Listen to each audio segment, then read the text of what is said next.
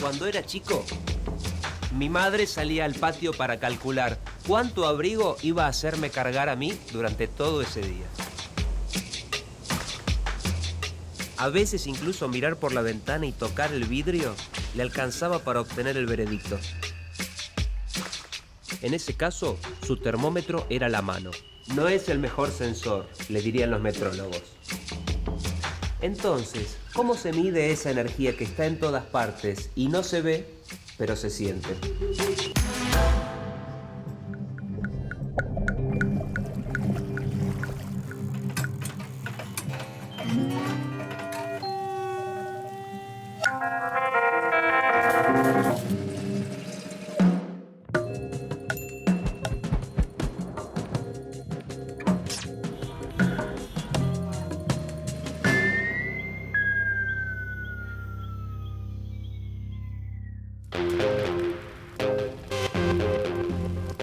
Si alguien pregunta qué es la temperatura, cualquier persona diría que se trata del frío o del calor. En realidad guardan una relación cercana, pero no son exactamente lo mismo. Para empezar, en la actualidad los físicos dejan el frío y el calor del lado del lenguaje cotidiano, de lo subjetivo, y utilizan el concepto de energía térmica. Tiene su lógica. Cada uno de los trozos de carbón que agrego en la parrilla va a intercambiar una cantidad de energía térmica con el medio, algunos más, otros menos. Pero lo cierto es que la energía térmica que libera la combustión va a provocar la agitación de los átomos de las brasas. Calentar es aumentar la intensidad de agitación de átomos y moléculas. Enfriar es todo lo contrario, disminuirla. Entonces, la energía térmica o la cantidad de calor es una magnitud extensiva porque depende de la cantidad de masa de un cuerpo. Por eso, cuanto más carbón agrego, más cantidad de calor se produce. Ahí ya tenemos una diferencia con la temperatura, que es una magnitud intensiva. ¿Pero qué significa que la temperatura es una magnitud intensiva? Vamos a verlo en la práctica. Para hacer una gelatina se necesita una taza de agua hirviendo y una taza de agua de la heladera. Simple. Aunque se puede complicar un poco si queremos mezclar dos colores de gelatinas distintas.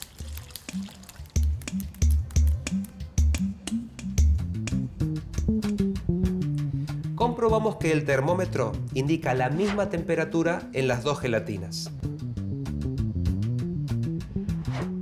Para confirmar que es una magnitud intensiva, solo nos queda mezclar los dos contenidos en un bol.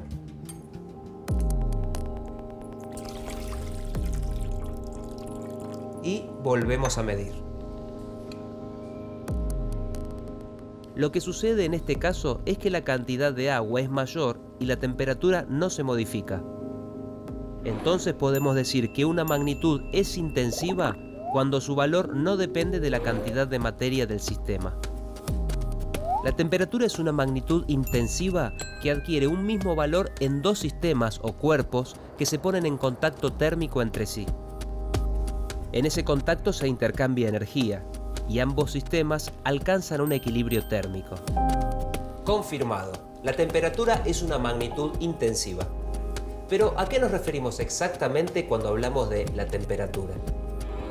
Para medir el valor de la temperatura se necesita una unidad.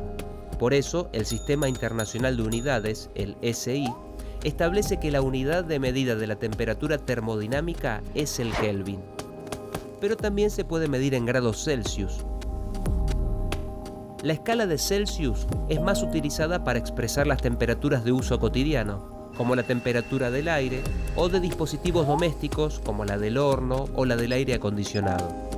También se usa en ámbitos científicos y tecnológicos, aunque en muchos casos resulta obligado el uso de la escala de Kelvin. Medir la temperatura nos parece normal, cotidiano, o parte integral del funcionamiento de algunas industrias, pero es una práctica que tiene su recorrido.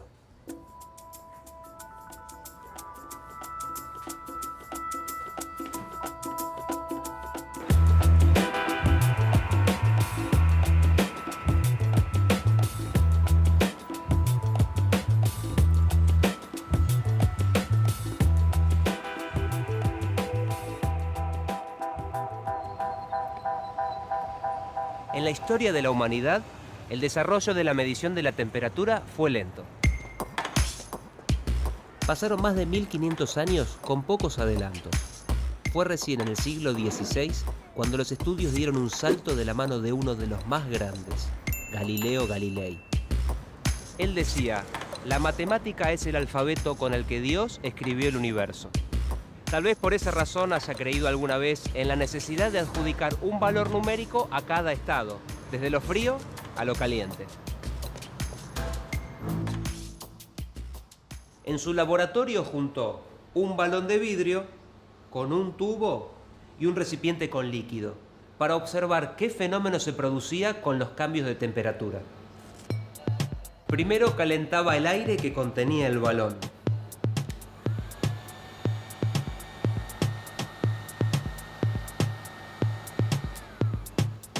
Y luego sumergía el tubo del lado de su extremo libre en el recipiente con líquido.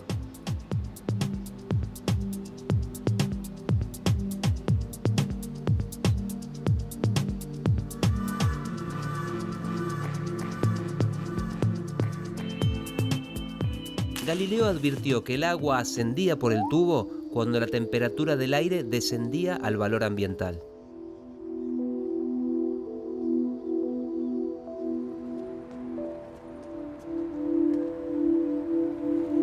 Así se dio cuenta de que para medir los distintos grados entre el frío y el calor, hacía falta un intermediario que se modificara.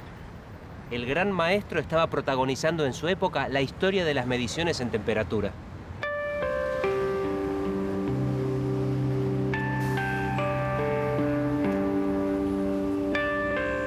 No hay otro camino. A la temperatura se la conoce solo por sus efectos.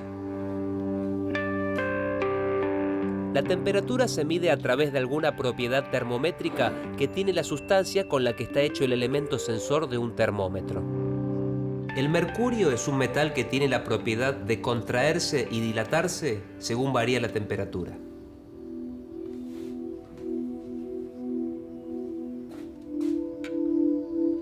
Lo de utilizar el mercurio para medir la temperatura se le ocurrió al holandés Daniel Gabriel Fahrenheit en 1717. El físico fue el primero en producir un termómetro estable. Pasó a la historia por sus aportes a la termometría y también se lo recuerda por la escala que lleva su nombre. El mercurio se mantiene líquido entre los -38 y los 356 grados Celsius y es bastante sensible a las variaciones de temperatura. Además es opaco, cualidad que facilita su lectura. Julio Cortázar, en su maravilloso Manual de Instrucciones, debería haber incluido los pasos que se deben seguir para medir la temperatura. No se le ocurrió, aunque esto tiene su técnica. Hay que verificar que exista un buen contacto térmico, esperar el tiempo necesario y comprobar cuál es el grado de incertidumbre del dispositivo que vamos a utilizar. La técnica indica que si usamos el termómetro de líquido en vidrio, el bulbo en donde se encuentra el mercurio debe ponerse en contacto con la piel, lo cual va a provocar que el metal se dilate.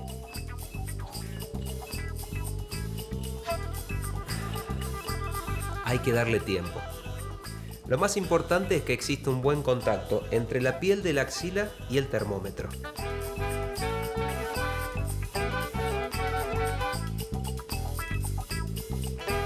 Una aclaración.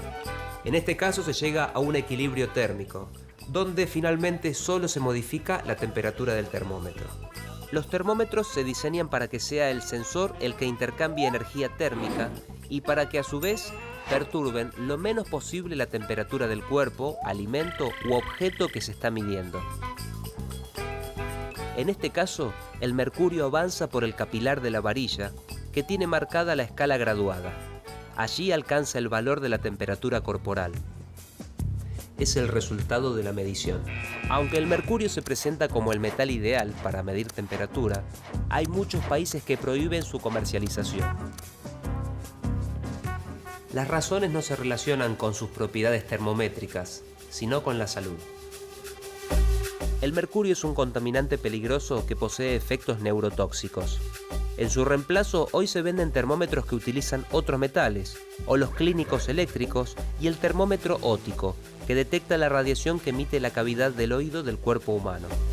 Excepto el termómetro óptico, que mide por radiación, los demás son llamados termómetros de contacto, porque esa es la condición para medir la temperatura de un cuerpo.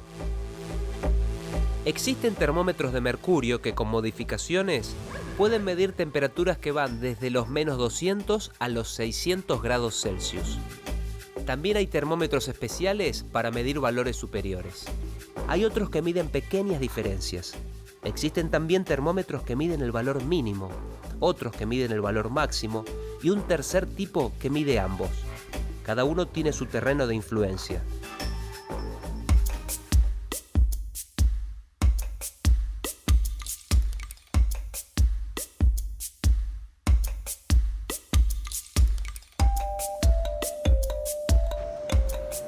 Pero medir temperatura no siempre es un proceso tan sencillo como medir la longitud de una columna de mercurio por la comparación con una escala.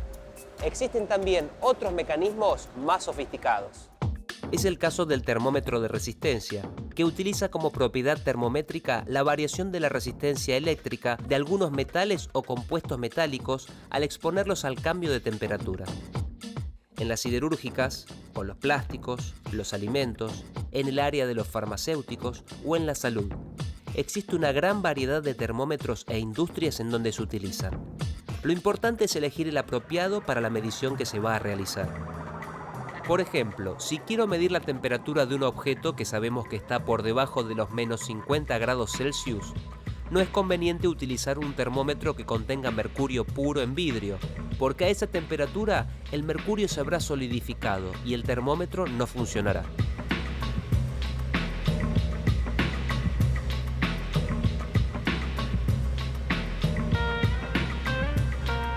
En la industria alimentaria, la medición de la temperatura es parte indispensable del proceso de producción. Para preservar a los alimentos de las acciones físicas, químicas y biológicas, es necesario que sean preparados o tratados con determinadas condiciones de tiempo y temperatura.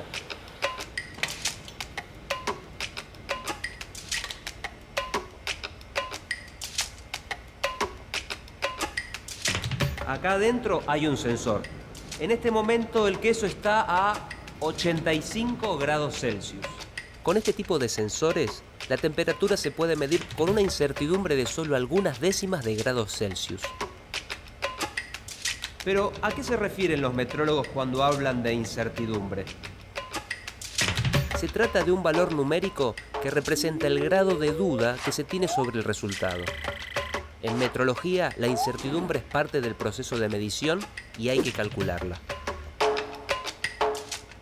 Y según el valor de la incertidumbre con el que mide un termómetro, se puede determinar si es el adecuado para medir la temperatura de un proceso o si hay que elegir otro. Un ejemplo. El proceso de pasteurización, conocido como HTST o pasteurización relámpago, es un proceso térmico aplicado a los alimentos para reducir las poblaciones de bacterias. Mediante este método se aplica una alta temperatura durante un corto periodo de tiempo. En el caso de la leche, se expone a una temperatura de 72 o 75 grados durante 15 segundos. Estos valores de exposición son establecidos por las autoridades sanitarias de cada país.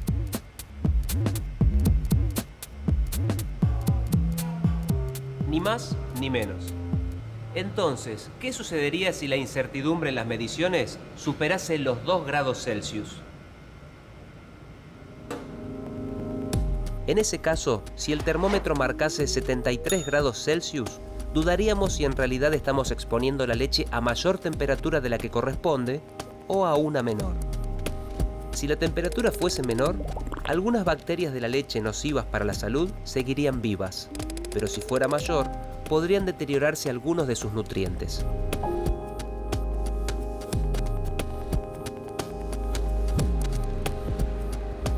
Medir mal la temperatura, entonces, puede dar como resultado una calidad no deseable en los alimentos o grandes pérdidas en la industria del combustible. El volumen de la nafta y del gasoil varía con la temperatura en aproximadamente un 0,1% por grado Celsius. En Argentina se comercializan aproximadamente 11,3 millones de metros cúbicos de combustible por año. Esto haría una diferencia de más de 100 millones de pesos al año.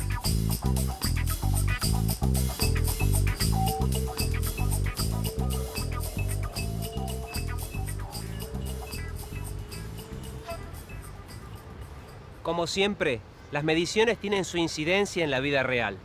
Por esa razón, los metrólogos trabajan constantemente para lograr resultados confiables. Y su gran aliado es la tecnología.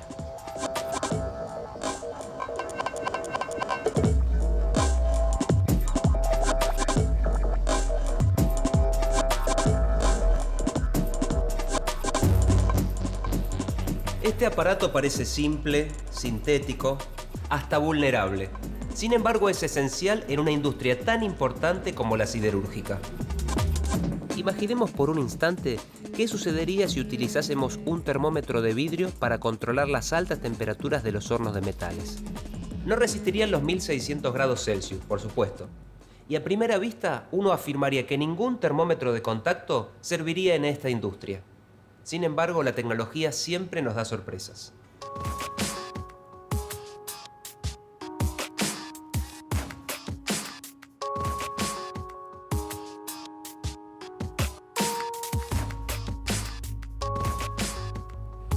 Este es un termopar o termocupla.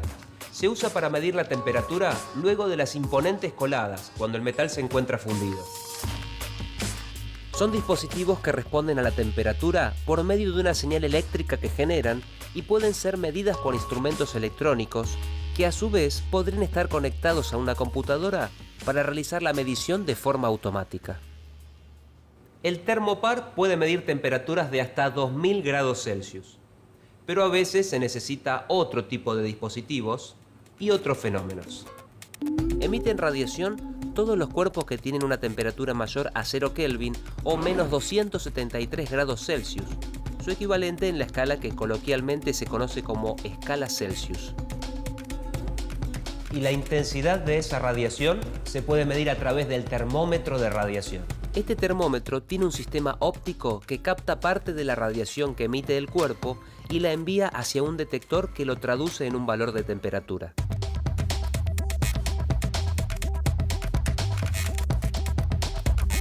En la industria siderúrgica se utiliza cuando la temperatura es tan alta que el operario corre peligro si se acerca.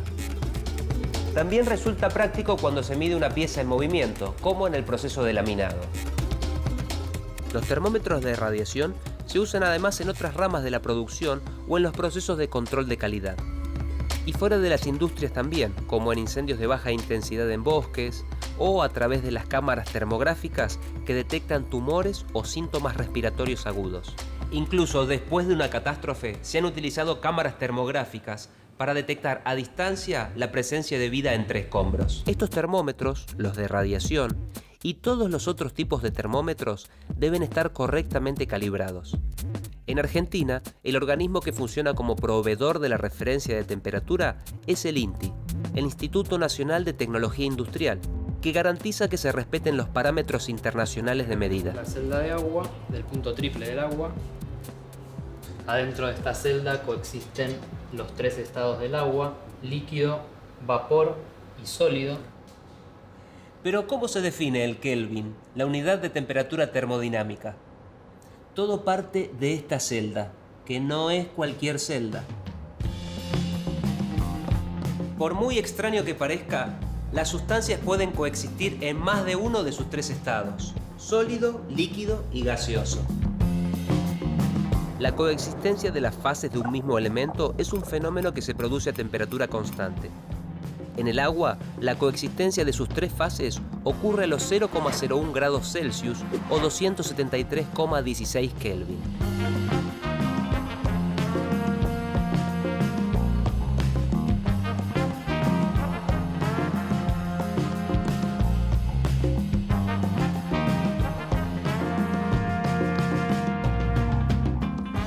No es magia, es agua. Es el punto triple del agua. la referencia física por excelencia que se toma para medir la temperatura. Y ahora vas a ver cómo va bajando el valor de resistencia. Y la definición de la unidad de temperatura, el Kelvin, está directamente relacionada con la realización de este punto.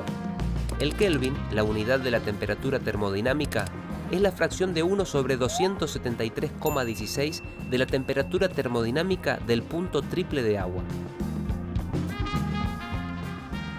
Como sucedió con otras unidades del Sistema Internacional de Unidades, los metrólogos intentan desligar al Kelvin de una representación material para asociarlo a una constante física. El tiempo dirá, y seguramente dirá pronto. La temperatura se relaciona rápidamente con el calentamiento global y sus consecuencias. El registro de mediciones en estaciones meteorológicas es relativamente nuevo. Se inició hace aproximadamente 130 años. Y el uso de satélites lo es aún más. Comenzó recién a fines de los 70. Los satélites llevan sensores de microondas, un tipo de termómetros de radiación que realizan mediciones de temperatura en la parte baja de la atmósfera. Los dispositivos reciben la radiación que luego traducen en temperatura para estudiar la atmósfera. Durante el siglo XX, la temperatura global aumentó 8 décimas de grados Celsius, de las cuales 5 de ellas ocurrieron en las últimas 3 décadas. Hay quienes sostienen que si la temperatura en el mundo aumentara solo 2 grados Celsius más, desaparecería el casquete polar de la Tierra. Derretimiento de los hielos, crecimiento del nivel del mar, avance de enfermedades tropicales infecciosas. Las consecuencias del cambio climático se sienten, son noticia y nos preocupa a todos. La tarea de los metrólogos también está relacionada con las mediciones del calentamiento de la atmósfera. Se encargan de cuidar tanto el proceso de medición, que incluye la trazabilidad o control de los termómetros, como el cálculo de la incertidumbre de los resultados.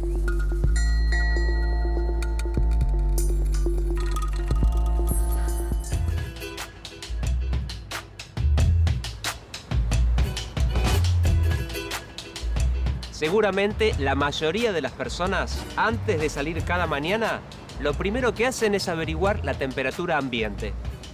Un dato de la vida cotidiana. Pero medir la temperatura hoy es también un eslabón fundamental en el desarrollo de la industria, cada vez más sofisticado. Detrás de la tecnología que avanza están los metrólogos, que miden, controlan, calculan y vuelven a medir. La clave: conocer la temperatura en su punto justo.